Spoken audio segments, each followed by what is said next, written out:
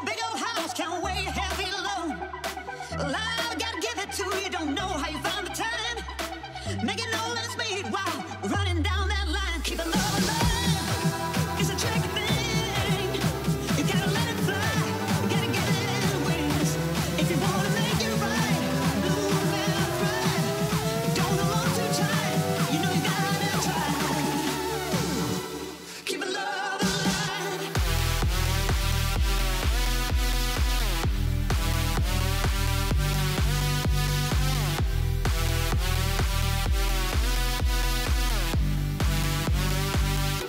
Keep it love alive.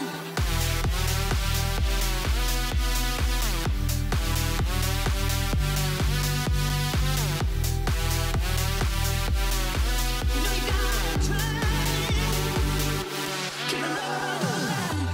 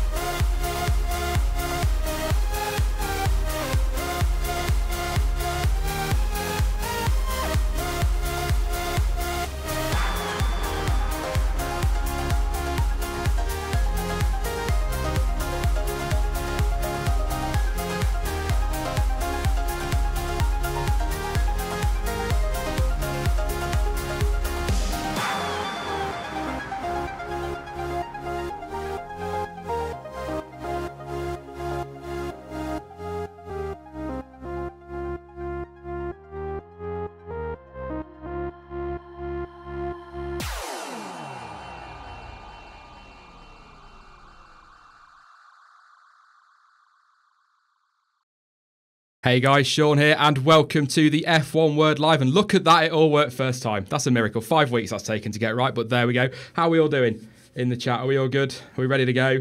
We've got a few topics, some good topics up for debate this week. Thank you to everyone in Discord who helped out with that. Because frankly, I was stumped with Stump Fridays, completely Stump Fridays this week. We got some crackers in there. If you do want to get involved, guys, as ever, do pump all your questions and all sorts into the chat. But if I don't respond, don't worry, we are doing Q&A at the end of the video as ever. On top of that, there is something I do want to talk about a little bit later in the stream. It's actually very, very important to me, but we'll come on to that a little bit later. Nothing to rush on that one. We're going to get straight into it, though, because we've got a few topics to go over, and we're going to start with racetracks, which seems a little bit obvious for an F1 channel, and more importantly, the new stuff versus the old stuff, because I've been a little bit nostalgic this week, and I know a few on Discord have, and absolutely desperate to get some of these old tracks back rather than these stupid new tracks that we've got coming along, and these Herman Tilke ones. Good evening, Jonty and Chaz. Are we all right? Are we good? Yeah. What I will do, if it's all right with you guys, is I'll switch the desktop audio on so everyone can hear you talking rather than just me and my headphones. So we'll try that again. How are you doing, Jonty and Chaz? Are we all right? Right. Was no one? No one was listening to you, mate. Oh my god. Hopefully audio levels are all right. The music worked, and I managed to get my introduction right, so that's something, I guess. Jonty, we talk a lot about the old tracks versus the new tracks. I know you wanted to talk about Paul Ricard. We'll come on to that in just a minute. But these new tracks, they're all a bit... they're crap, aren't they? Some of them. They really are. Look at Abu Dhabi. I mean, what a mess that is. Yeah, it really is a mess. It's just slow corner, long straight, slow corner, long straight. There's nothing to really challenge the drivers and allow them to properly race. Absolutely. It's I think we said it, I think last week, maybe the week before, the only track Tilke's ever really got right was Malaysia. Yeah, definitely. That track is sadly missed now, I'd say. It will be massively. It had overtaking opportunities. Yes, it had the long straights and the slow corners, but it had a bit more to it, whereas now you could just, I don't know, you could almost just drop one track on top of each other, couldn't you, and end up with exactly the same layout almost in some cases. I mean, Russia, one overtake, all race this season. One. Worst track on the calendar by an absolute mile for me. Absolutely despise that track. What I'm going to do is I'm going to pop this picture up that Jonty has supplied. I know you're about 6 seconds behind what I'm talking now, guys, but it will come up on screen, of the French Grand Prix for next year. And I'm going to go straight to Jonty because I think he wants to have a little bit of a moan on it. So off you go, mate. No, far from it. It's not a moan. I'll call it now. This is going to be the best race of next year. Really? Yeah. Now, I know it looks very Tilke-ish, but if you look closely, it's different to all of the copy and paste Tilke tracks. You look coming out of 6 and 7 onto this main back straight. It's not tight 90 degrees or hairpins. It's quite flowing but slow. They'll be able to follow each other, take different lines coming out onto the straight. And then after the second straight, it's not a hairpin. They've got chance to take different lines, try different stuff. Yeah. They'll be able to get close to each other. Yeah, I see what you're saying. Yeah, it's even that chicane, 8 and 9, looks like it's going to be a proper challenge. Look, I mean, it's an odd shape for a circuit. I think it's the runoffs that put me off massively. I mean, it does look ridiculous with all those runoff areas. There's not punishment for getting it wrong. No. But even like I say, the chicane 8 and 9, it's the one sharp stop, but then it opens as you come out of it. They're going to be able to try stuff. Yeah.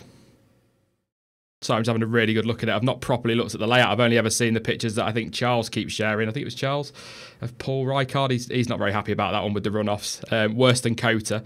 A lot of people in the chat bring up India and Turkey. They are 2 tracks I massively miss because they were bloody good Grand Prix. Yeah, definitely Turkey. I don't know why that's not on the calendar anymore. The only thing I can think of is the proximity to war zone and some of the economy problems that Turkey were having during their fight to get into the EU. Yeah. And it's sad how that can affect the sport so much. But definitely Turkey, India, and even Korea was actually a good track. It just didn't get anyone there. Yeah, that's the thing. Is it a Dubai Grand Prix or something? Or trying to think what I've seen this week. They're building another one in the desert, just like Bahrain. It's in the middle of nowhere. That's the one that nobody will ever be able to get to, and it's ridiculous. It's just a middle of nowhere track, and it's another Herman Tilke boring track. That's what it is. Yeah, absolutely. I was trying to think of other ones that we miss. Korea was a good track. Like you say, just couldn't get anybody to it. But if you were to bring back classic tracks then, lads, we'll start with you, Chaz. Which one would you bring back top of your list? Not sure off the top of my list, but I'd probably say the Nürburgring. Not the Nordschleife, obviously, the F1 track. That track, for me, is just such an underrated track. Fast corners everywhere. Could you imagine the 2017 cars going around that circuit? It'd be brilliant. Those fast corners. It'd be so exciting to watch. I'd much rather see the German Grand Prix there than at Hockenheim. Definitely. I don't know. Again, Turkey, that's up there. India, I'm not sure about those tracks. I didn't think they were that great, but I'd say probably Turkey and Nürburgring to think of recent tracks that have sadly gone off the calendar. What about you, John T? Kyle Army's definitely one. That was a great track. Yeah. Watkins Glen. Nürburgring, I'd have to agree with. The GP circuit was just fantastic. But there's a few, what I'd really like to see is the European Grand Prix be its original idea, which was a different track each year. Yeah, because that's when it first started, wasn't it? Yeah, well, that was the first one, I think. Yeah. Darlington. It was supposed to be a different one every year, and there's so many secondary tracks in all these countries. It'd be fantastic. It would. Like people saying, Brands Hatch, there's one. Zolder, Zandvoort. Yep. Zandvoort's on my list of returns, but top of my list, you can probably tell from the picture. I don't know why. It's probably one of the most dangerous in terms of Grand Prix tracks, or it was before they refined it a little bit, but Imola.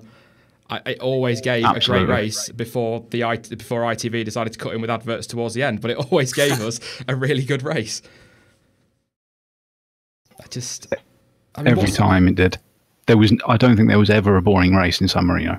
No. I mean, what's keeping these classic tracks off? Is it cost of having to do them all up and bring them all up to standard? Is it Liberty Media not wanting to go back there and take it all to flipping street circuits? Or is it just that they've had their time? Is it a danger thing even? Sorry, go on. Go on, you go on. Go on, you go. All right. No, danger is definitely an issue. You look, in 1995 or 6, after the death of Senna, the FIA did computer simulations of 27 corners at the classic tracks, which had to be changed. And they did, and it killed a lot of the tracks, which is one of the reasons why San Marino went, I think. It just wasn't the same. Yeah, what were you going to say, Chaz, on... I was going to say that I think the reason the classic tracks have gone, I mean, especially for the case of the Nürburgring, I just don't think those older tracks can afford the contracts to actually have F1 races there, because it keeps going up, doesn't it, every 4 or 5 years in terms of holding a race there consistently over a period of time. But what is it for Silverstone? It's an extra 5%? Is it 5% every year? They've got to pay on top of what they're already paying? And that's why it's going to fall away. And I know the revised Silverstone circuit is not the best by a long way, and it needs work to make it better. But having said that, you don't often get a massively boring... You get dull moments in race at Silverstone, but it's not always a massively boring race, not if you compare it to Russia and Abu Dhabi. You never get a race where there's no real overtakes. Yeah. There's always something. Are you a fan of the new Silverstone layout, John T, or are you a bit like me, prefer the old one? I prefer the old one because, personally, the main reason is because we lost Bridge Corner. Yeah. That always looked amazing when they just swept in at max speed. It was awesome. What is it, 98? Hakkinen coming through there, lost it in the wet and straight across. Even that looked sensational. He even managed to make that look like style. I mean... Yeah, I don't know. There's so many tracks that I miss. I mean, Zandvoort, I'd always put it on the list, not just obviously because there's a massive Dutch following again now in the sport. I mean, they've always been there, but now with Max Verstappen, obviously that's growing massively. Zandvoort would be great financially to bring back for Formula One, but it's another track that you'd look at and say, it's very tight, it's very narrow. Can you see the 2017 cars on there? It's a bit... It'd be nice. beautiful setting. Yeah. Well, given Zandvoort's history, I mean, I think when was the last Dutch Grand Prix there? Was it 74, 75, something like that? Or maybe even late 70s? Yeah, it was around there. I think one of those races, I think it might have been a death during that race. So I think that's what's kind of holding it back, is because of the history. Yeah, there is one. We're going to go on to the fatalities again here, Jonty. We keep doing this every week. There's obviously the one big one that everyone remembers from Zandvoort. I mean, I guess that always will have a mark on it, or leave a mark on it, won't it, as a circuit? Yeah, I mean, no one can forget that one. But it's just a shame that people can't see past the fact that it was just a freak occurrence. Yeah. It really was. Just the fact that none of the drivers stopped was because they assumed it was his own car because they were teammates. And so they didn't stop. They were looking at that because someone else's car was parked on the left. Yeah. Yeah, you can understand it. I mean, not only that, though, in those days when things like that happened, they did just keep racing, didn't they? They didn't stop. They didn't even stop the race for Le Mans in 55. No, exactly.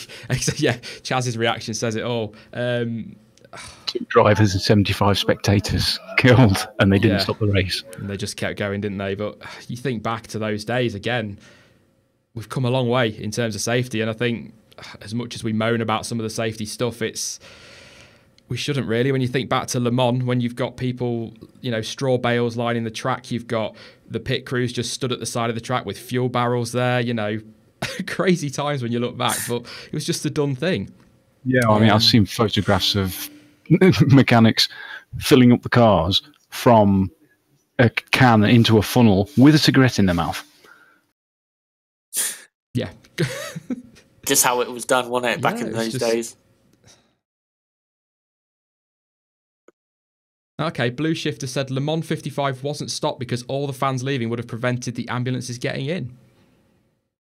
Yeah, I could understand that, but still, the race could have been stopped and fans could have been told to, well, can you really tell fans to stop leaving? I suppose not, no, but yeah, it's not a nice topic to keep falling onto, but that is F1 really, isn't it? Unfortunately, it's a lot of scars in the sport. It's just a different attitudes to safety from the different time periods. Around the same time, there was an airshow incident where a plane crashed into the crowd, killing 50, 60 people. It still carried on. Yeah.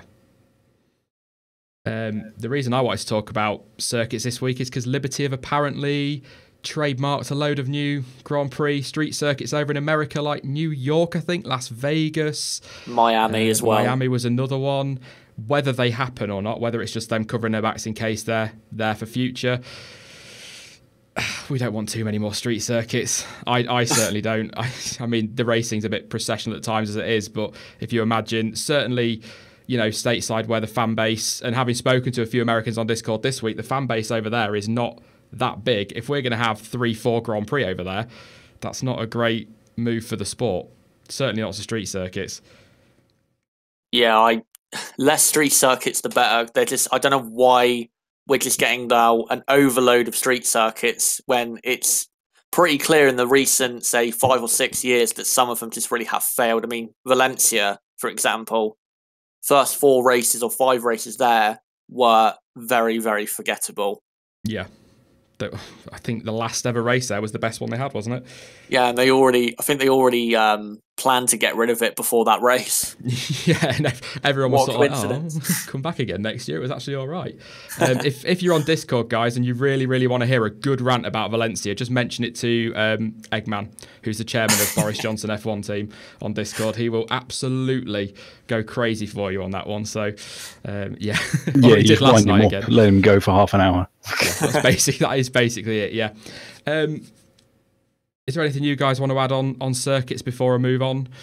Yeah, street circuits is tricky because they tend to end up being flat. The reason, other than the money, Monaco stayed around because it's got the elevation changes and it's not just straight lines. Yeah. I think that's why Baku works a bit. Yeah. If you're going to go to America, the only one I'd like to see is San Francisco. Imagine F1 bullet style. Yeah, that would be brilliant. But Vegas, it's effectively one road. Yeah, it is, isn't it? Yeah. That's not going to... Yeah, there's plenty of other places. If they want to get more races in America, they've got Watkins Glen, Road Atlanta, Laguna Seca, all of these awesome tracks that are quite capable of hosting one. Why not use them? Yeah. Their obsession with street tracks, that's why. Do you think it's anything to do with Formula E? Do you think it's an FIA thing? They're looking at Formula E. The fans are a bit closer to that sport. Are they, Liberty and the FIA, are they looking at trying to do that to F1? Because it's not going to work, is it? It's a completely different series. I hope not, because like Formula E, yes, it can have better racing if you watch some of the races, but you want it's not. You can't do there's no overtaking opportunities. It's just in Formula One, because of the current aero we have, which is awful for overtaking. Street tracks are not the way, but it just seems like they're going to add street track after street track after street track. You had, I think earlier in this year, you had news about Copenhagen, and I saw the track layout for that, and it looked so fucking dull. Sorry for swearing. It's all right. I'll let you off. And there's been talk about London again as well. No, that can't Please happen. don't. It won't happen. It just can't. It just causes chaos. We're British. Look at what the snow's done today. I mean, you can't close London off for a Grand Prix with a bit of... Oh, no.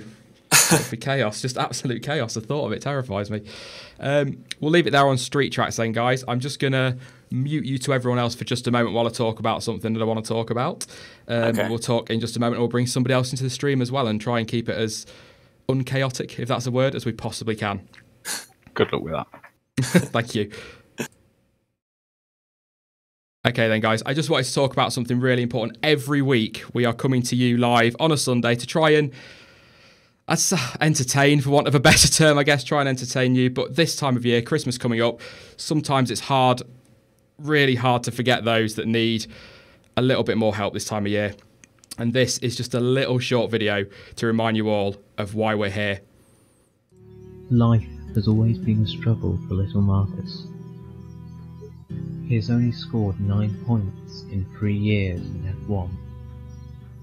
Marcus's racing problems were compounded when he scored no points in 2016 or 2017. But there's one special place where he's recognised for his talent. The F1 Word has provided help and support to F1 drivers for several years. Subscribers have funded these salaries for these important carers for that time.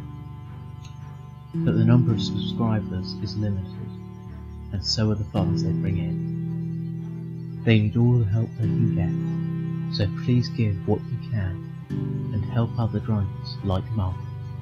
You can help by going to www.patreon.com/F1Word or donating on the stream. Thank you.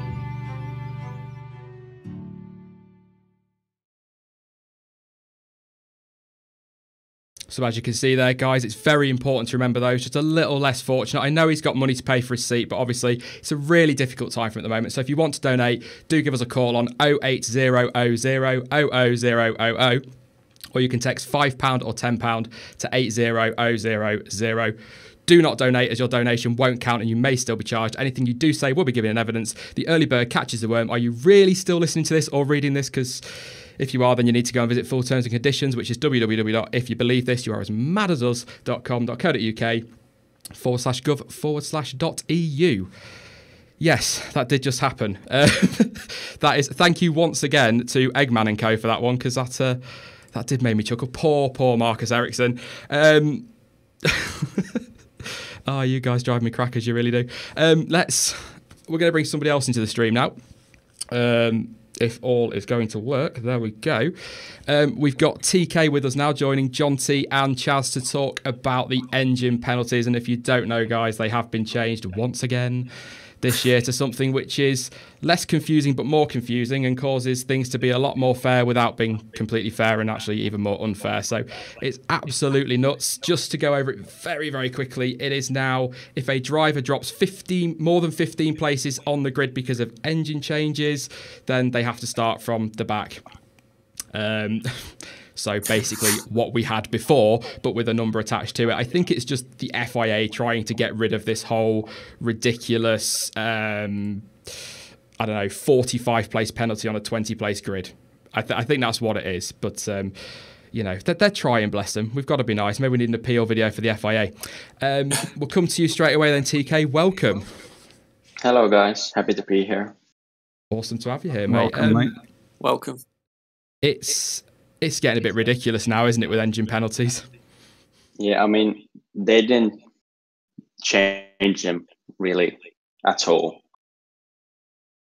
No, they've like I said, they've stuck a number to it, haven't they, to try and make things what's the word I'm looking for? Less complicated. Less complicated, I guess. But they've just, I mean, the comment section after the news roundup, people were just as confused. Which, I mean, what do you reckon, John? It's a weird one. Simpler. All they've done is cut it off.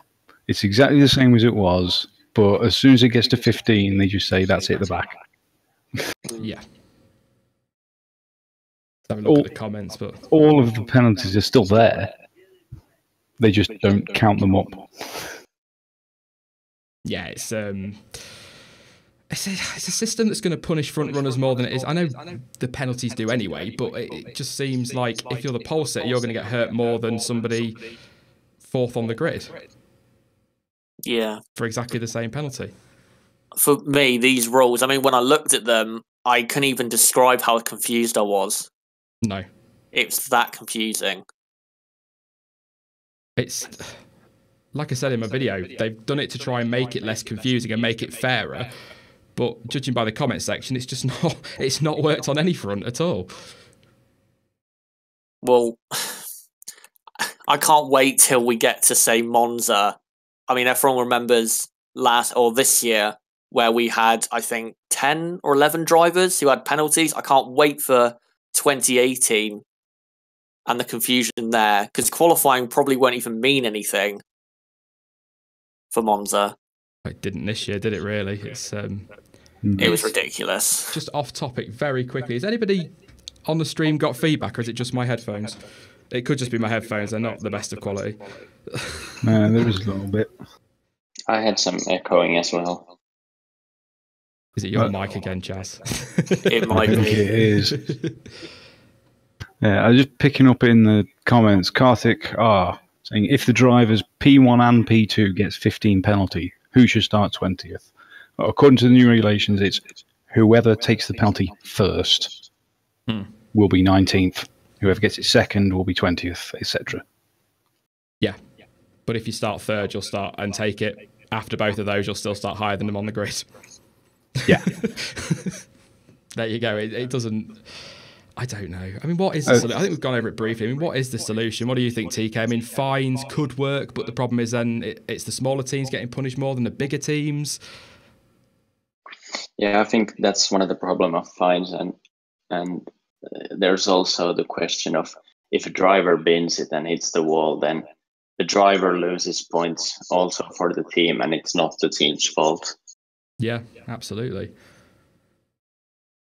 It's I'm trying to think. There's fines, obviously. Then there's the Constructors' Championship points that they talk about taking those off teams. But then again, financially, if that costs Williams or Toro Rosso a place in the Constructors, that's going to cost them massively. It's not going to hurt Ferrari, is it, or Mercedes if they lose a place, really? It's just finding a solution. But to defend the FIA, what is there? I think we said it before, where it should just be one place per component, and then everyone who is taking penalties is still going to be roughly where they would have been. I was about to say the same as John T. The penalties at the moment are way too harsh. One place for one component would be fair. Yeah, especially if you've got a Honda engine in the back of your car as well. That's never going to be. Toro Rosso are going to have a fun year unless Honda actually produce a half decent engine. That's not going to happen at all. No. Well, they might. They might get. No, they won't. No. False promises for 3 years is not going to happen. No, it's not, is it? I mean, 2021. That's their best chance. That's their best chance. But coming back to sort of current day, next season, of course, it's 3 engines per driver. So it's just going to be penalty after penalty after penalty, particularly for Renault and Honda teams. It's going to be chaos. That's why Red Bull and McLaren probably won't challenge for the championship until the engine limit gets put up or something like that. Yeah. Because you can't win a championship with an unreliable engine that isn't powerful on 3 engines a season. That's just not going to happen. No. It's getting to the point where, and it's how I felt after Monza, and I think we're going to have the same argument multiple times next year. If this is what they're going to do, just get rid of qualifying. Just draw names out of a hat, because that's how it felt in Monza in the end. I mean, I know I've moaned a lot to you about it, Jonty. I think we've talked about it on a stream before, but it's beyond a joke. It really is. Yeah, and again, rehashed it, but Monza proved that. We had a driver qualifying 11th, starting 9th. Yeah, despite was it 5 or 10 place penalty? It was Perez, wasn't it, or Sainz, or both? No, both might have. Definitely Force India qualified 11th and started 9th. The only person who started in the place they qualified was Hamilton on pole. Yeah. It just doesn't make sense. I mean, it makes sense. I understand that there has to be some kind of cost-cutting measure, but it's ruining races. It's costing championships. And people, this year with reliability, yes, of course, there were other issues with Sebastian Vettel, but reliability has cost him massively this year. And it's not his fault. But then again, Hamilton 2016 cost him, not his fault, and it's them getting punished twice. They're losing Drivers' Championship points and getting dropped on the grid. There has to be some way of punishing the teams that is best for everybody, that isn't going to leave them absolutely skint and in financial trouble and leave drivers way down the grid and costing them championship points. What I'd do is just deduct constructor points per penalty. Yeah.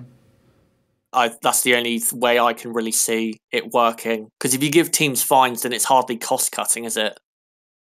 No, but if you penalty, this is the other side to the argument to that. I agree with what you're saying, but if you then punish Williams through the season for reliability problems and they end up losing 50 points all season and it costs them 5th in the constructors, that's a lot of money they're going to lose as well.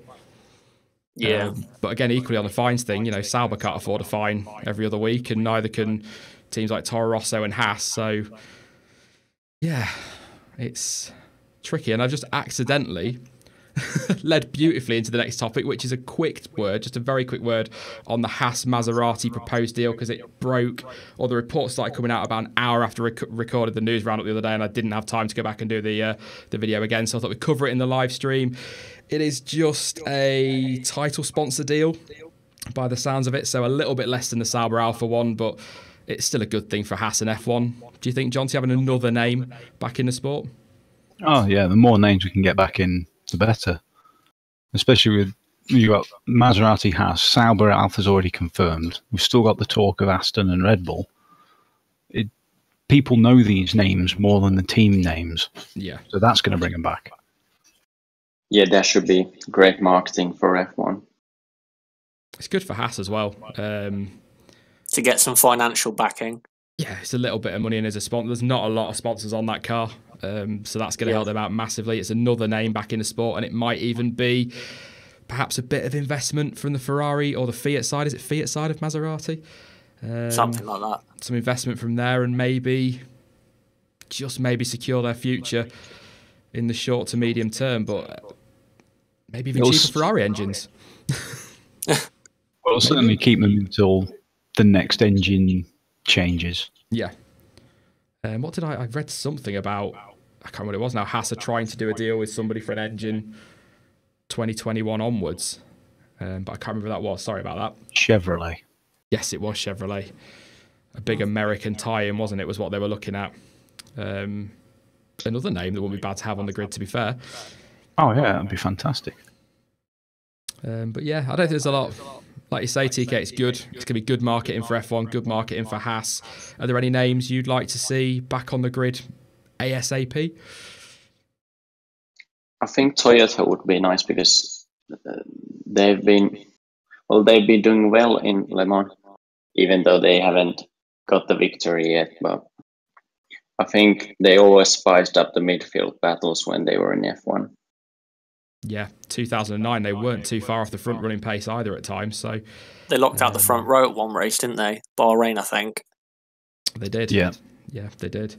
That's exactly what I was going to say, Toyota. They always at least added some excitement to a race. Yeah. Whether that was Kobayashi driving or not, I don't know. Probably the driving. They also decided a world title as well. So even though they didn't win it themselves, but they did decide it. So let's not get into that one. A topic then, it was top of the billing, if you like, but wanted to leave it till last so we could get TK in for this one.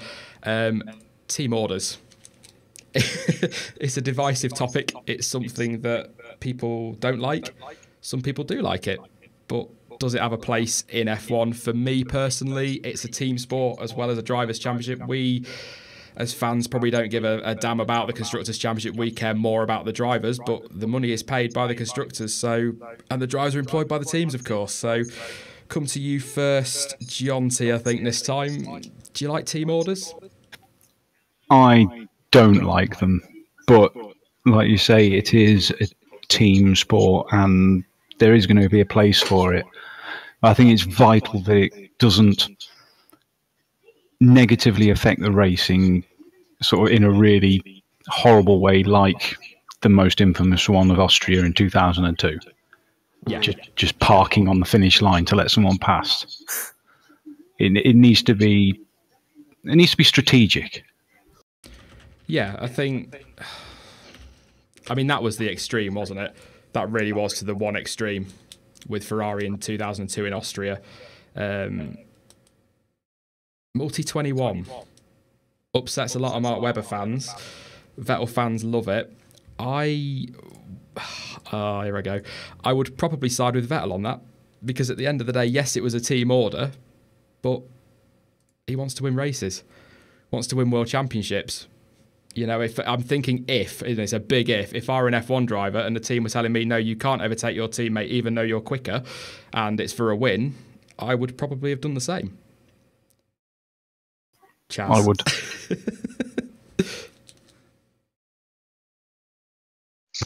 It was a bit of a naughty move from Wetzel, but I think he showed how much he wants to win, and then later on he proved he probably was a lot faster than Webber.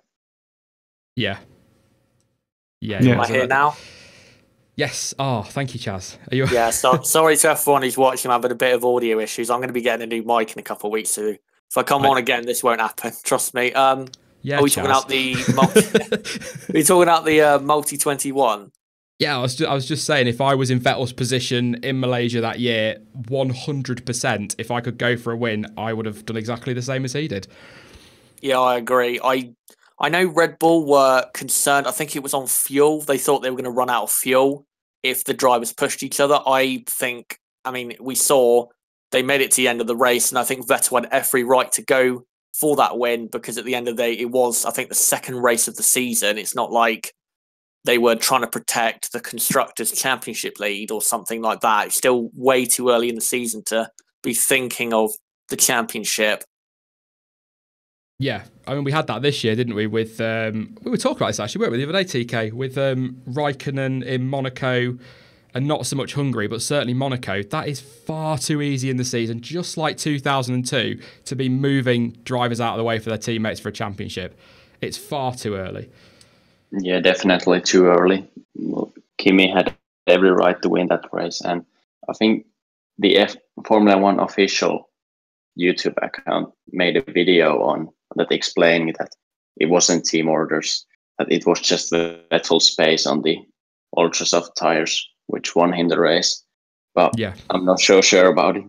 Well, they gave him the better strategy, didn't they? So it was kind of team orders, but it kind of wasn't. It was still the team deciding the outcome between their drivers. But Vettel still had to put in the laps, didn't he? That's he didn't true. put in the laps, Raikkonen would have still come out ahead.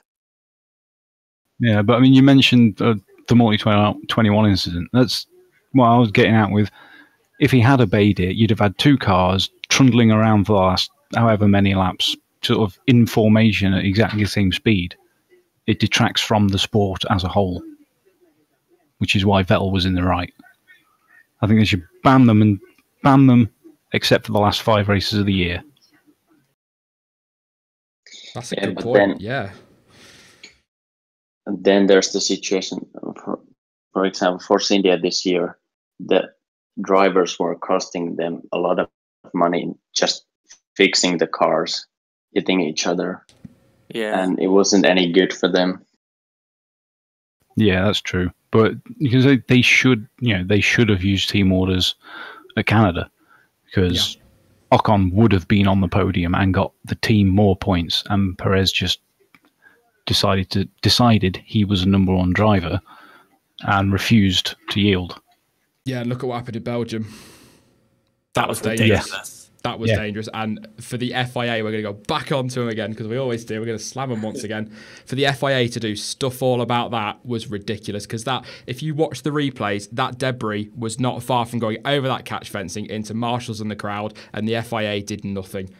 Even if they just decided to pull both drivers out of the race or give them a massive penalty or something like that, they should have done something, and they've not. And they've set yet again another dangerous precedent by saying, well, it's for the team to sort out. Well, let's get, I don't know, Hamilton and Vettel in the same car and let them sort out like they did in Baku then. Is that the same thing? You can't. It's... Oh, the FIA, they're we love so inconsistent with how they enforce their rules. It's ridiculous. One more, I'll say trigger. Why not? We'll have a trigger. Another trigger topic for team orders. Fernando is faster than you. That was when team orders, of course, were illegal. And just as Felipe, of course, was getting back to his best. That was the ultimate kick in the, for poor it was Felipe. Ferrari doing it. That's what triggers me on that one. It was Ferrari doing it. Yeah. So they can do what they want. That's it. Well, I mean, they did get a slap wrist, to be fair, and did they get fined as well? I think it was 100,000 euros or something like that. Which is hilarious, given the FIA give them 70 million anyway every year, so 100,000. They just left that off the total for the next year, I'd imagine. I don't know how I feel. Someone in chat just said banning team orders would just lead to teams doing it sneakily, like turning engines down or messing up a pit stop. What do you think of that, guys? Yeah, like they did at Hockenheim with Massa and Alonso, just slightly code really badly. A message over the radio. There's, again, Monaco this year. We don't know what was going on Raikkonen's car for Vettel to be that much quicker than him. Yes, the tyres, but, you know, there could have been engine modes or all sorts involved. We don't know what's in these drivers' contracts. Ferrari are a team, and I'd imagine there are a lot of teams as well, not just to attack Ferrari. There are a lot of teams that will find a way around it. They will find a way around it, whether it's, like you say, turning the engine down or putting somebody on the better strategy. It also, I don't know, to be a hypocrite from agreeing with Jonty a bit ago, if you get down to the final race of the season, and let's say we've got an Abu Dhabi 2010, and you've got Raikkonen in front of Vettel, and he must pass Raikkonen to win the title, and the team can't put in a team order, yeah, they can pull him in the pits, but that's effectively the same thing. So that could cost Vettel a title. So it's finding the balance, but it's a little bit like we were talking about with the engine penalty rules. There isn't a solution that's going to suit everybody. I will say one thing about the Alonso Massa is I think in hindsight now, I think, 7 years after that, I think it looks worse because Alonso didn't win the championship. I think if he won the championship that year, I think it wouldn't have looked as bad. Because that's why they did it, because they were in a prime opportunity to get Alonso more points so we could get him back into the title fight. Yeah. On that, though, if Ferrari hadn't have messed his strategy up in Abu Dhabi, he probably still would have won the title. But it's... Yeah, I know what you're saying. It's... It would have looked a lot better if he'd won the title, say, because of that. Then you would have said, right, well, that's why they done it then. There is one thing I read once. I'll come to Jonty on this one because it's an interesting one. Some people out there do feel it's as bad as race fixing. It's a team sport. It can't be as bad as race fixing, can it? Really? It is a form of, I guess, but... Again, it depends how it's done. That's what it comes down to for me. I mean, Austria 2002, that is race fixing. Yeah. But the multi-21 thing isn't, really. That's them conserving what they've already got. if you know what I mean. What about Indy? Was it a year later or a couple of years later when Barrichello and Schumacher tried to finish equal on the line and Barrichello just nicked the win? Is that as bad as Austria? Or is that just two drivers seriously messing up? Well, you got to look at one I actually wanted to refer to, which is similar to that, was Coulthard and Hakkinen. Australia 98, yes. Yeah, where they had their own agreement. It wasn't team orders, it was between the drivers. Whoever's in the lead at turn 1 goes on to win. And Coulthard honoured it. He didn't have to. Would you think, is that the same as team orders, or is that just gentlemanly conduct? I mean, do you think, on that actually in 98, do you think the championship might have gone differently had Coulthard have won that? Do you think things would have changed within the team as a dynamic? Was that quite a pivotal moment of the season so early? It could well have been. Yeah, bearing in mind 97, I would say Coulthard was the better driver in that. McLaren won in Australia, opening race in 97. And Monza. Yeah, and Monza. Hakkinen, of course, won in controversial circumstances in Jerez in the final race, but, that could have changed the course of the season and his career. I mean, the idea of Hakkinen not winning the title in 98 disgusts me. Quite frankly, absolutely makes me sick. But it could have changed a lot of things. It's food for thought, I guess. Yeah, and a lot of things that were you telling me what the topic was. I looked into the past at various incidents. You had Carlos Reutemann and Alan Jones. Reutemann ignored team orders and refused to let him through to win the race, and by the end of the season Jones lost the title by 1 point. Yeah. Was it I'm probably going to be wrong. I'm probably going to upset somebody with this one, but wasn't there something to do with Gilles Villeneuve and his teammate? Yeah. Didier Pironi ignored team orders, refused to let him through, and Villeneuve, who was quite obviously the number 1 driver, took it personally and was still angry at him 2 weeks later. Yeah, and then he had pole and was just trying. No, they had the front row, and he was only trying to beat Pironi's time just to get one over on him when he died. Yeah, that's a horrific crash, huge crash. That's team orders gone bad, ending up in the death of a driver. If you choose to see it that way, not everyone does. Yeah, it's one of those things. I guess it's open to opinion and interpretation. But you got to look with some of the hotheads. Perez, Vettel, Verstappen, they could, in that situation, they could cause someone else to do it. Absolutely, yeah. I keep thinking back to Belgium this year with Perez, and it still baffles me he didn't get a penalty for that. It was disgraceful what he did. Absolutely disgraceful. I understand. Go on, John T. You're right, mate. So you'd got 3 cars side by side there. At those speeds on that corner, that could have been 3 dead drivers. Yeah, easily.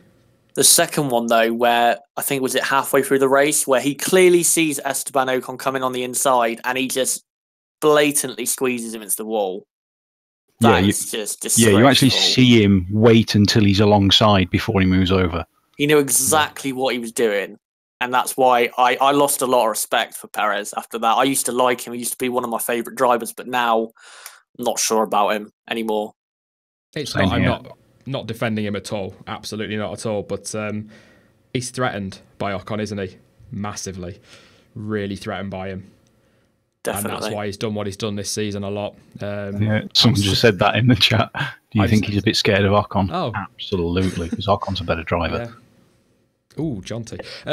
He is. But there is a video going up later this week, actually, a community video, technically. I'm taking no flack for it, where everyone voted for their favourite driver of 2017. I will put that up probably tomorrow because, and then I'm going to hand the comments over to some of the moderators because I'm staying out of that one. That was not my call. I don't disagree with it, but it's one of those. But finally on team orders then, let's come to you first, TK. Where do you stand on them? Do you think they should be banned or just implemented in the right way, in a fair way?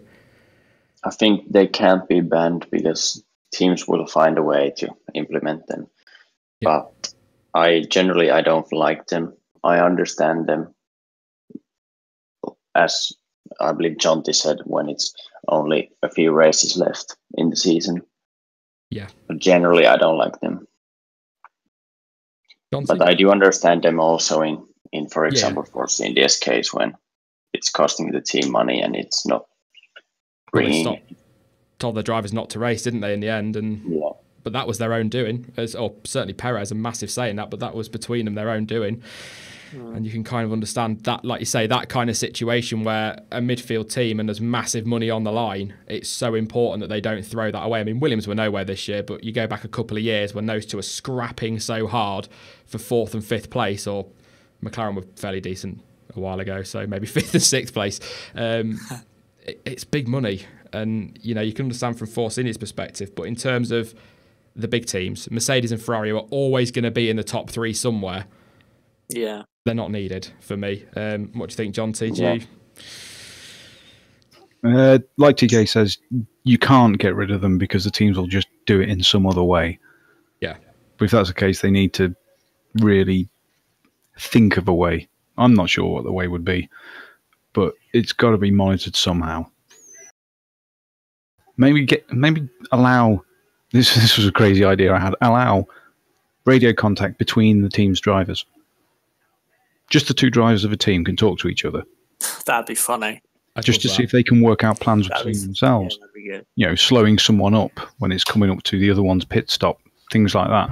If the drivers are doing it themselves, it would really make the race more interesting. Yeah, it'd be good. It'd be good as well for future Codemasters games if they could program that in, because I get stuck behind teammates way too often. It winds me right up. So it'd be pretty decent to be able to tell them to shift out of the way. But yeah, and Ricciardo and Max would be hilarious. That would be. So have you seen the latest Christmas one from Red Bull? I'll post it again in Discord later. They're just mad, absolutely mad. Quick word then before we go into Q&A rather. Max Verstappen, personality of 2017. Chaz, go. Absolutely no chance in hell. This is an absolute Verstappen is probably my favourite driver, but to call him personality of the year, I mean, come on. He's got the third of a personality of his teammate. Yeah, his teammate is easily the personality of the year, and they give it. I don't understand. FIA again. I think Max won it because there's so much talk around him, but it doesn't mean he's a great personality. I think Ricciardo should have won it. John T? Yeah. Now that James Hunt's passed on quite a few years ago, they should just give that award to Ricciardo and then never give it to anyone else ever again. Exactly. Federico says, does he even have a personality? That's a bit harsh. He's got a little bit of a personality, but yeah, not over other drivers, Vettel has more personality. He's definitely lost a lot since he went to Ferrari, whether they've reined him in a little bit with his interviews and stuff. But Vettel used all his personality up when he was talking about seagulls. He used a lot of his personality went on Top Gear, actually. He was absolutely brilliant on there. Yeah, it's an odd one. I think, are we reading personality in the same way they mean it? Do they mean it like BBC Sports personality of the year? But even then, surely, oh God, I'm going to say it, surely that has to go to the world champion. In terms of, if you're using it in the same context as the BBC use it, if you're talking about sense of humour, then no. Kimi is the best. Yep. That's an opinion. Kimi's best in an ironic way because he hasn't got one, but it makes it funny. He's a walking meme.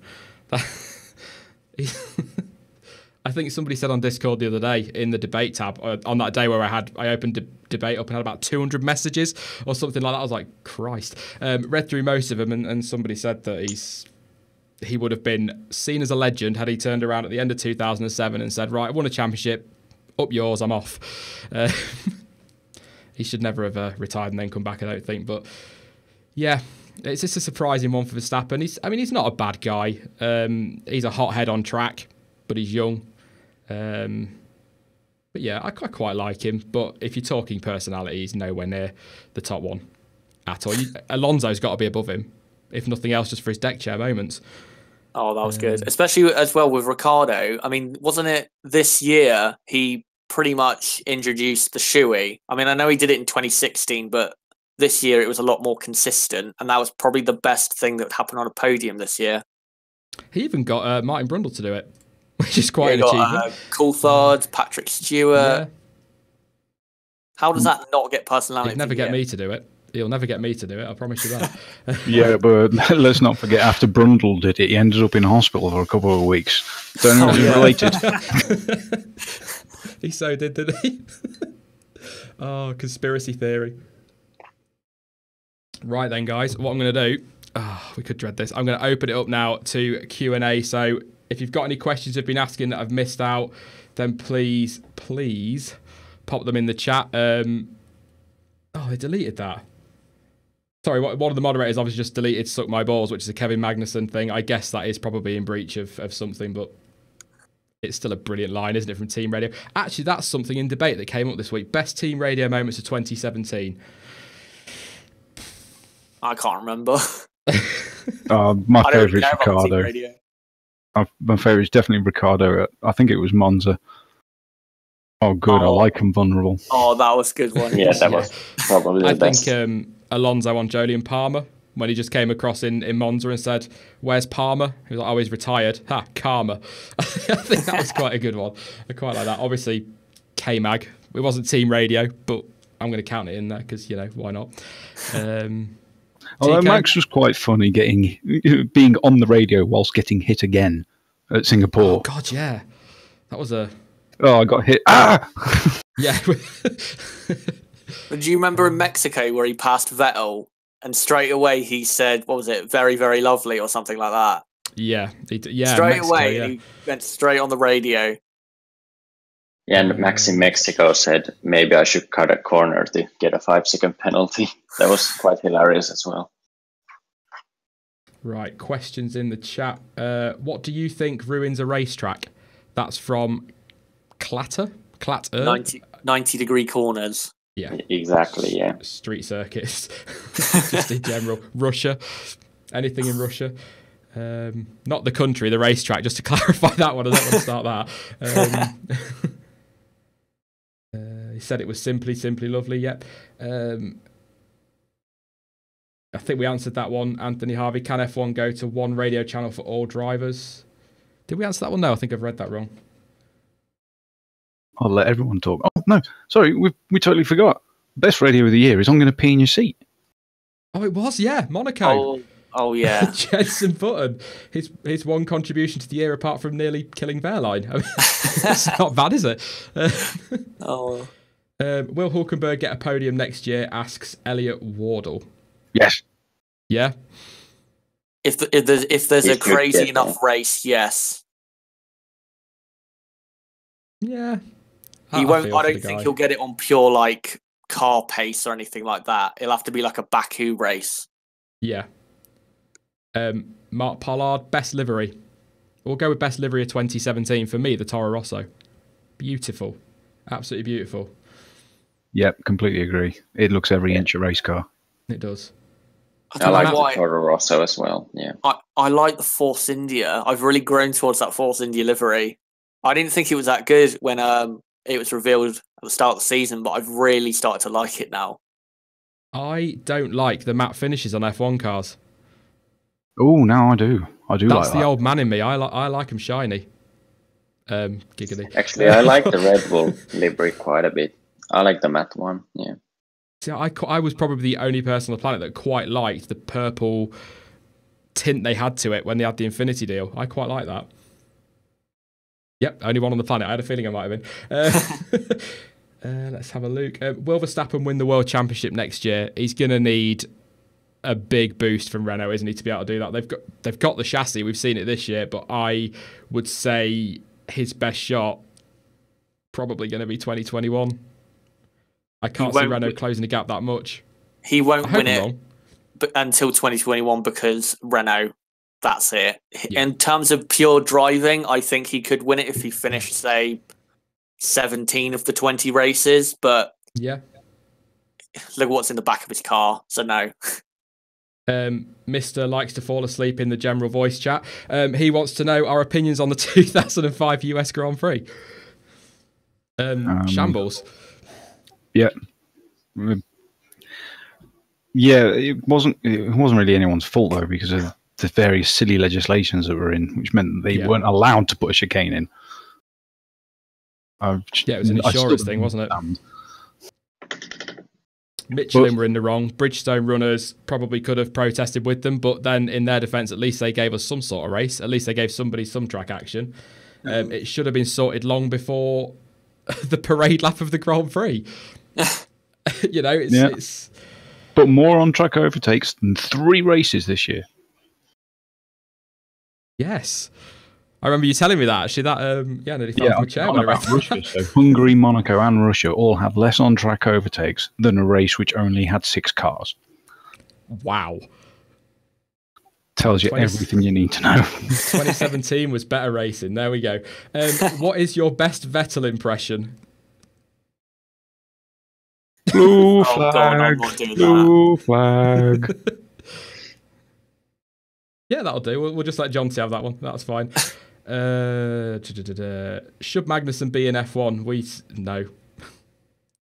Personality-wise, yeah. He's a bit of a bad boy and he causes a bit of trouble in the midfield, but not for me. There are other drivers that will not be on the grid that should be on the grid ahead of him and Ericsson and Stroll, and that still gets my back up a little bit. It depends for me on if there's, say, a young driver. If there's plenty of young drivers that are fully capable of replacing him, then yeah. But is there drivers, capable of replacing him and putting in a similar job? Because he is a quick driver, let's remember. He can be quick, but he isn't quick all the time. He does give Grosjean a run for his money. Yeah, but it's not hard to give Grosjean a run for his money at the minute, is it? He's not exactly at his best. Grosjean doesn't have any brakes on his car. Exactly. I could reel off. So, Verline, Roland, Tictum, Markelov, Fuoco, all of these I would take over Magnussen. Lando Norris, too soon? Yeah, Norris as well. But I'd take them over Stroll as well, to be fair. Leads us nicely into this question from Clatter again, actually. Do you think we'll see Oliver Rowland and Artem Markelov in F1 alongside Leclerc in the future? Markelov needs a seat. He needs a chance. And Ollie Rowland, again, I would put him on the grid ahead of Magnussen, Stroll, Ericsson, probably a couple of others as well. I think Rowland and Markelov were probably the only drivers in F2 who could give Leclerc a run for his money in terms of pace. Yeah, they kept him honest up until the penultimate race. Then we had the issues with some decisions, but we won't go into that. But yeah, up until the penultimate weekend, he hadn't got it sealed. Interesting one. Probably for us oldies, John T. Do you think that non-championship rounds will make a return? There used to be 25 races a year with non-championship rounds. It's quite full as it is, isn't it? It'd be difficult to see them back, but... No, I don't think that'll happen. Just because of the cost involved with the engines and whatnot. They'd have to have separate engines. Non-championship wouldn't be included in the restrictions, would they? It'd be a good idea. What I would like to see is Hamilton, Vettel, Verstappen and co, maybe even Alonso as well, do what they used to do and compete in the F2 races. Because I would love to see how they get on in those cars, equal machinery, against some of the young stars coming up. That would be a really good gauge for teams, for fans, as to how good some of these youngsters really are. Yeah. It'll never happen. Awesome. Yeah. It'll never happen, but absolutely brilliant. Well, just look at the Mercedes race that they did in the 80s, back when Senna had just come in. All the drivers were given a car and racing around the track, and Senna beat everyone by about 30 seconds. Yeah. Really good question from Stig1738. Best fallen talent. What do you mean by Williamson for me? If we go, I'm taking that as no longer with us. I would say Roger Williamson. If we're talking non-world champions, obviously Senna would probably top that list. No, I was seeing it as I read that as someone who just wasted their opportunity. Okay, I've just got a very dark mind. I quite a twisted mind. I go straight to the dark side of everything. I'd kind of say Kvyat. No, yeah. Yeah, it was recently, I think, Verline. In 2015. What was that, TK? Recently, I think Yeah, Kvyat or Verline. Airline, yeah. Well, I think Verline, that's none of his doing. It's just he's been in the 2 worst cars each season. Yeah, I mean, We need Verline him has in a been real car. driving well, but he's been having some real bad luck with his cars. He finished 7th at the Spanish Grand Prix. In a Sauber. Legitimately year 7th ago. as well. How that doesn't get you a ago. seat, I don't know. I mean, he was considered for the Mercedes drive a year ago, and now he's without a seat. Yeah, it's wrong. Would you have given him the seat over Bottas? Just interested what a Finn would say on that one. I'm not sure about that, but I pick him over Kubica or Stroll for the Williams now. I'm not sure about the Bottas thing. I would absolutely agree with that. But that's the problem with the Verline thing, is because we haven't seen him in a real midfield car, we can't actually gauge how good he is. True. Like Ocon. Can I pick out a question? You can, mate. You can. Yeah. I'm struggling. There's some good and stuff. Best driver never to race in Formula One that deserved to do so. Oh, I saw that one. I didn't know where to go. Very high on that list is Davide Valsecchi. He dominated his Formula 2, his GP2 win. Absolutely dominated the whole year. How he didn't go straight into an F1 seat is incredible. Just need to interrupt. We've had a donation from guess who? That's Saint Penguino, or just ST Penguino. You might have heard of him, guys. Best livery 2018 has to be the Boris Johnson F1 team livery, with also the new W18 quad turbo 20 litre engine. Right. Yeah. So best driver never to race in F1 then. Who was that? What's his name? Was it Felix da Costa? Yeah, someone's just said that one. He was a great driver. He was getting touted like very seriously for that seat, and then just suddenly got dropped for Kvyat. I remember, because people were like, "Oh yeah, he's definitely going to be in the Toro Rosso." I think for 2014, and then it was just right, he's dropped. Yeah. Oh, and Franchitti. Yes. Franchitti had the chance. Did he even do some testing for Williams, I think? But he would have been a force in F1. Yeah. I mean, I guess going back to the Fallen one, there are drivers like Jean-Eric Vergne, Sebastian Buemi, who... Alguersuari. Yeah. Not bad drivers at all, that were given their shot by Red Bull and Toro Rosso young, and their careers are over by the time they're 21, 22 years old. That's ridiculous. I know. I mean, we can't really slam Red Bull. They're doing a lot, and they've done a lot for F1. They've brought a lot of young talent through. We've had some Vettel, Verstappen, to name just 2 that have come through. But then you look at the drivers they've sort of thrown by the wayside. And then they bring in Hartley and Gasly. I mean, they're not one generally to rehire drivers as such, but could they not have given Jev a shot back in that car again? They should have. Yeah, that's 3 drivers who kind of got kicked to the curb a bit unfairly. Yeah. All 3 are better than the current Toro Rosso lineup. Alexander Rossi deserved a full-time race seat. He wasn't bad, actually, to be fair. Yeah, I think he should have got probably a year, I would say in the Manor or something like that. Yeah, got to agree with that. He's an Indy 500 winner. Yeah. Will Sauber ever get back to the top of the midfield? Not for a long time. They've got a shot with Alpha Investment. I think they will improve a lot next year. I think Leclerc will really challenge some midfield drivers next year. Yeah, we're not going to have a bottom team next year. We're going to have a 3-way scrap at the bottom, I think. Will Toro Rosso do better next season? No chance. No. I think they'll be slowest just because of engine penalties, and I don't believe Honda will improve. I hope they do. I think Toro Rosso will be at the bottom. Yeah. I'd love Honda to turn up to Australia with a decent engine, and for Fernando Alonso to just sit there and go, "Oh, for God's sake!" It would be good, but again, we've had false promises since back end of 2014, so I wouldn't get ahead of yourself. They make up ground, don't they? And then all of a sudden they go, right, we've got a half-decent engine. What we're going to do now is going to throw that away and start all over again and completely cock it up. dear. The Toro Rosso, the Honda reliability was a bit better towards the end of the season, but they still didn't have the pace. Yeah, fair point, actually. Yeah, they were much better towards the end of the season. Do you think Red Bull can challenge for the championship next season? Kind of covered that with Verstappen, didn't we? It's all down to what Renault turn up with next season, I think.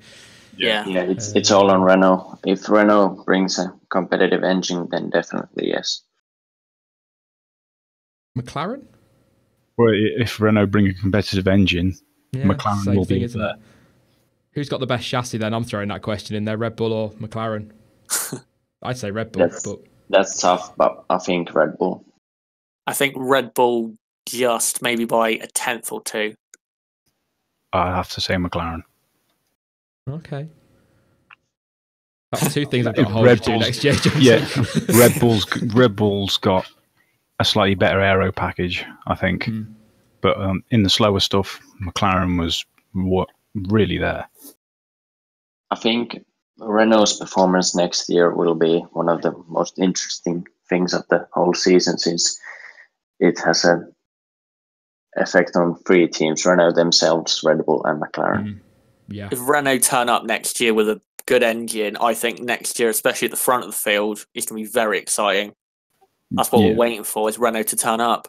Yeah, you got to think, even though they're not at the front, the Renault engine is going to be deciding drivers and constructors championships, even if they're not up there themselves. Yeah. How would Kimi and Alonso do as teammates at McLaren?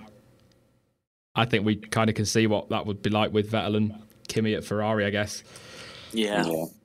He's lost it, hasn't he? We like Kimi, but he's not nowhere near what he was 10 years ago. You know, I made ST a moderator, and he, just every time I see something in the chat, he makes me laugh, right down to the point where he's telling people no full caps in full caps. I just think, he's one of those. I'm going to read the question, though. Who do you think will be the top 4 constructors and drivers next season? Who wants to go first, or do you want me to put my neck on the line for that one? Go on. Thanks, Chaz. You're so nice. Top 4 teams. I still think Mercedes will be number 1, because I think Ferrari will play the number 1, number 2 team orders game, and that's going to cost them points.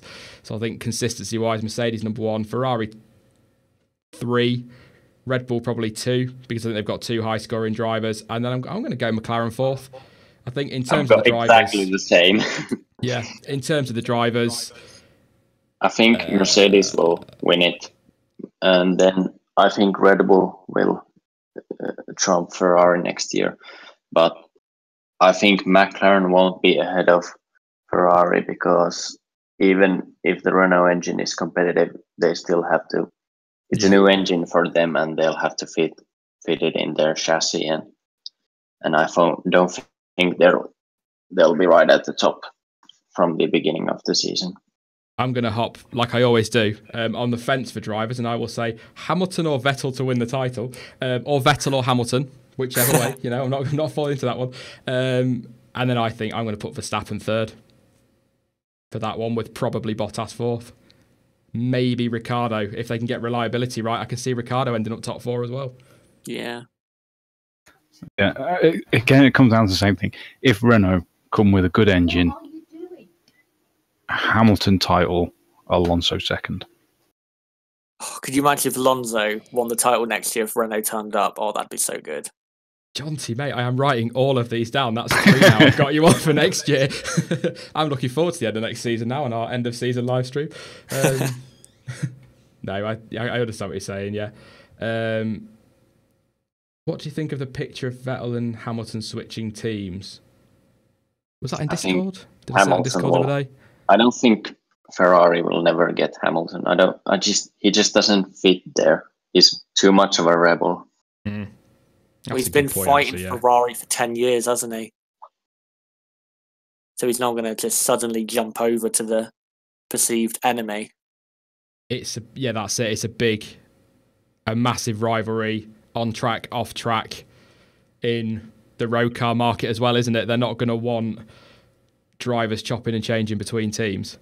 Yeah, well, if you think about it, since Hamilton joined F1, remember the season 07 and 08, it was McLaren, Mercedes versus Ferrari.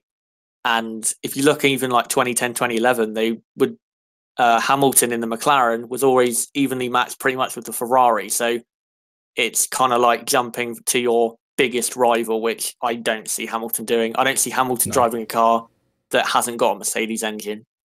I can see him going back to McLaren before he ends his career, though, if they get a half-decent car under him. Hopefully Alonso stays there, though. I think he has unfinished business there. A little bit like, I know he won a championship, but I think you go back to his last year with McLaren, those reliability problems, he was in and around the title fight towards the end of his time at McLaren. He had a really 2010. Good car. Yeah, I think he's got unfinished business there, and I can see him going back. You can hold me to that one, Jonty, for revenge if you want. I would agree on that one if Ron Dennis was still calling the shots. I can't see Lewis going with Boulier.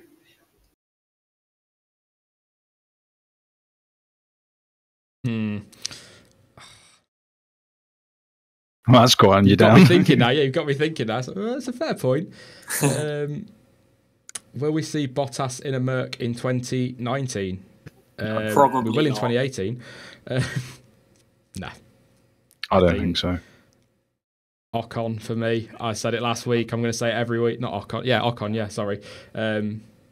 Deserves it. Deserves a shot. If he can follow up this season, what he's done this season next year, yeah, I could see Ocon in that car. Do you think Van Dorn will have a big year next year, lads? He needs it. He has to. Yeah, he has to, but I don't think he will. I think he'll pretty much just be Alonso's number 2. If he hasn't got some good results by the mid-season break, you could see Norris in that seat when they come back to Spa. Yeah. Yeah. It's a big challenge to be Alonso's teammate. And also, I think Van Dorn has been a bit overshadowed as a young talent by Verstappen and Ocon. Yeah. I think it's what you were saying there about Van Dorn, Jonty, that's true of Stroll as well. He needs a big season next year or he could be in trouble. Williams need the points. They need the money. So he'll be gone if he doesn't perform in 2018. Take a couple more questions. Do I want to ask another one about Max Verstappen? Maybe I'll think about that one. Have you got one, Jonty? Well, no. Someone keeps asking, what do we think of the Kaimi Ring as an F1 track? It's a new track being proposed for MotoGP. No, it would be the worst F1 track. I've not seen it. It's one straight and then non-stop mid-speed corners. Oh no. Oh, I haven't seen the layout, but as a Finn, I'd love the Grand Prix in Finland. But I struggle to find any pictures of the layout in the internet. We were talking the other day, weren't we, TK, about it. I think all that Finland have done in terms of Finnish drivers for F1, it's kind of almost a travesty. We haven't had a Grand Prix there, actually, when you think about it. I think they deserve one after all the history. They do. What about Adelaide? Another street circuit. I wasn't a big fan of Adelaide. It wasn't too bad as a street circuit. Zach Mullen, Russian Grand Prix rant. I have my rant ready for next week, mate. But I will put it on the list because, believe me, there's a few. Having a look. Yeah, that's the one of Verstappen then for a minute. Where do we think Max Verstappen's future lies? In terms of teams, I'm guessing. Well, he's just signed for Red Bull. I think he'll stay there as long as they're competitive. Yeah. I think he will stay at Red Bull until it becomes clear that Red Bull really can't make a serious championship bid. I would personally like to see him at Ferrari. And I think Ferrari do long-term want him and Leclerc.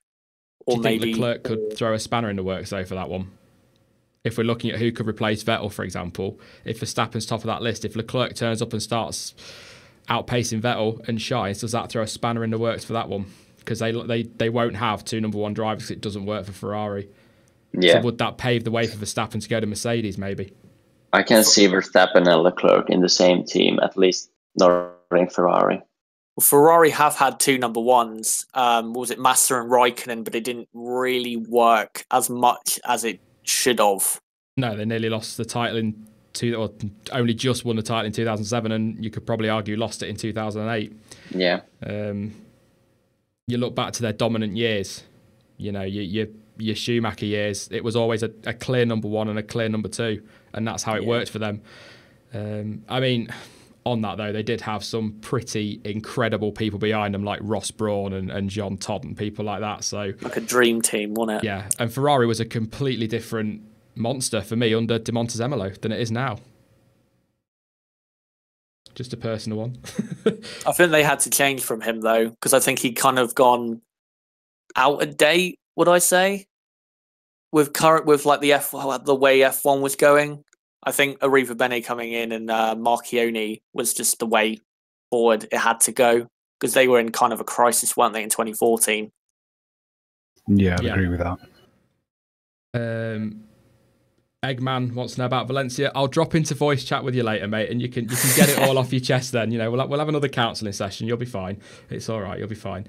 I'm just looking for one more amazing question to finish on, because there's always one that I miss that's just... Luke Ryan just put one up. Who do you think can be surprise race winner next year or make a surprise podium, and who will be last in the Drivers' Championship? Lewis Hamilton back to McLaren in 2021. I said about Lewis, it could happen. But then, like Jonty said, he's got to be thinking now, and I'm going to think about that all night, about the Ron Dennis thing. Who deleted that message? Seriously.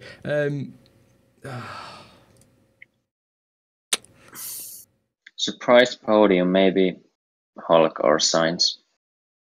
I'd say surprise winner, either Van Dorn, or if the McLaren obviously is competitive, or if there's a crazy race, maybe Sainz as a surprise race winner.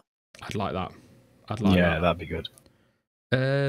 Surprise. I mean, would Alonso be a surprise? I mean, given the 3 years he's had, probably on paper, but we all kind of expect him to be winning at least one race next year. I can see Monaco being his best shot.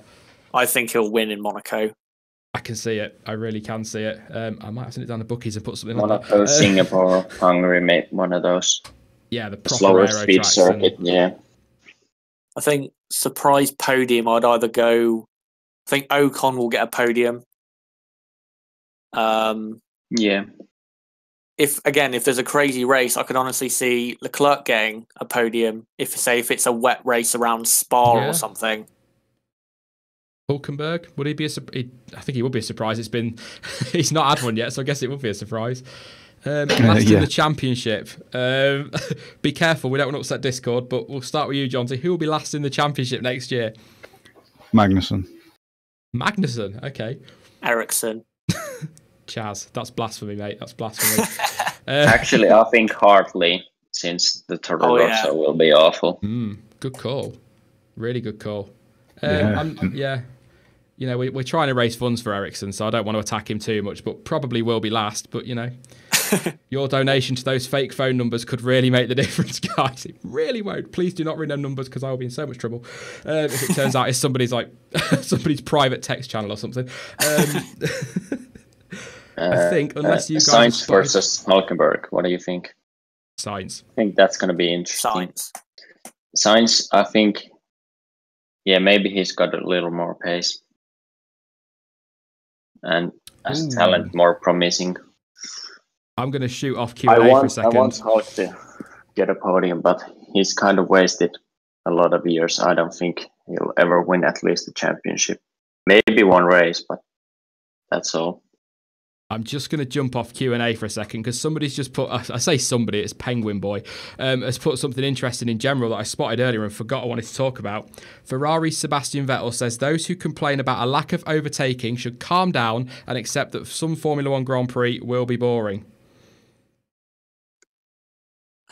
That's not the issue, though, for me. The issue is even when we get exciting races, for example, in Baku, the first 15 laps, if you go back and watch, nothing happened. The only reason that race was exciting is because we had 3 safety cars in 4 laps. Yeah. And even in more exciting races, the front wing, the surface area problem was still a problem. Despite there being good overtakes, it's still an issue. Yeah, we don't need more overtakes. We need more battling. Just need, if cars can follow, you know, that's going to be a huge step in the right direction instantly. If they just clean up the surface area so the cars can follow each other, we're instantly going to get cars closer. They're going to be more likely to overtake. And those boring races, I think he's right. We will always have boring races. Even when we go right back to the glory days, there were boring races. That's true. Yeah. But not the number of the number of them that we have now. That's why I say the French Grand Prix will be the standout race next year. Hopefully so. I will say, though, is we're not asking for a season like 2012 because I think that's unrealistic expectations. Yeah. But say like 2010, that was a decent season. The finale. Yeah. That was about as tense as you like, isn't If it? we had that next year, I don't think we'd be really complaining because we had 3 top teams competing for the championship. I'll be honest. I'll be completely honest. I think if Abu Dhabi hadn't have been an absolute snooze fest, we wouldn't criticise the season as much as we have. I think Probably that's because not. it's the most recent Grand Prix. It sticks in the mind, doesn't it? It's not been a bad season, but then I went over the overtaking statistics in the last video, the news roundup, and when you look at the stats, it's actually been a pretty terrible season. But it hasn't felt like that. On this season, though, I think if Mercedes had dominated this season, I think we would have looked at this season as being one of the worst in quite a long time. I think the reason we look at it as a good season is because Ferrari made a fight of it. Yeah, and if Ferrari didn't have those reliability issues, and then Vettel wouldn't have lost those points in Singapore, and the title fight would have gone all the way till Abu Dhabi, this season would have been thought to be a very good season. Yeah. I'm going to finish off then on one last question, which I will answer. Will there be a joint collaboration between F1 Word and Boris Johnson F1? I can confirm I am speaking to my lawyers right now to find a way out of any agreement I may have accidentally entered into after one drink too many. So at the moment, I may have no choice, but if I can get out of it, I absolutely will. That's for sure. But thank you very much, TK, for joining us for the first time, mate. It's been fantastic to have you with us. We'll definitely have to do it again sometime. Yeah, thank you for having me. No worries, mate. Thank you for coming on. Thank you again, Chaz. That's twice now. It's becoming a bit of a habit, but thank you. Yeah, no problem. Sorry for everyone who's watching for the feedback, but again, new mic's coming, so if I come on again, it'll be all sorted. Yeah, Chaz, we'll have words later, mate. We'll have words. Fingers crossed. And as ever, John T, thank you very, very much, mate. I'm sure we will speak Thanks for having me on again. No worries, mate. It's Look forward to doing this with loads of us after the first race. Oh God. That's it's not a snooze fest. When Kubica wins. Oh my God, that'd be incredible. Oh no! And on that note, thank you very much, guys. I'll talk to you all later. See you later. Thank you. Cheers. Bye bye. Bye. So there we go. Then that is it for this week's live stream. Once again, guys, thank you so much for tuning in. I didn't go over any subscribers in this one because for some reason I wasn't getting notifications. I've just opened the thing now, so I can go over anyone that's subbed today. If it updated, would be absolutely great. Okay, if you've subbed in the last half an hour or so, for some reason it's not working for me. So if I've missed you, I'm very sorry. If you've joined Discord, let me know on Discord and I will give you a shout out. But thank you to Billy O'Connor, Krishna Kumar and Dr. Lord for your subscriptions during the stream. I'm sure I've seen more than that crop up, so sorry if I'm missing you guys. Really, really am.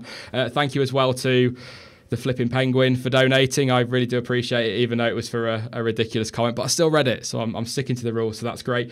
I will be back later in the week, of course, next week with more content, guys. Got loads coming up over the next few weeks and months, basically, because we're pretty much waiting now for the new season to come in the car launches, but we've got some stuff we're working on, and it's pretty decent. I just need to give a massive shout out to all my moderators because they're absolutely brilliant, each and every one of them, but one in particular, I want to say a massive, massive thank you to Sarah for all of your help and for your well-behaved moderating. That's kind of an inside joke on Discord. He will know, and he'll be livid for me saying that, but yeah, thank you, Sarah. It's been brilliant, but as ever, guys, thank you so much for watching. I've been Sean. This has been the F1 Word, and until next time, goodbye.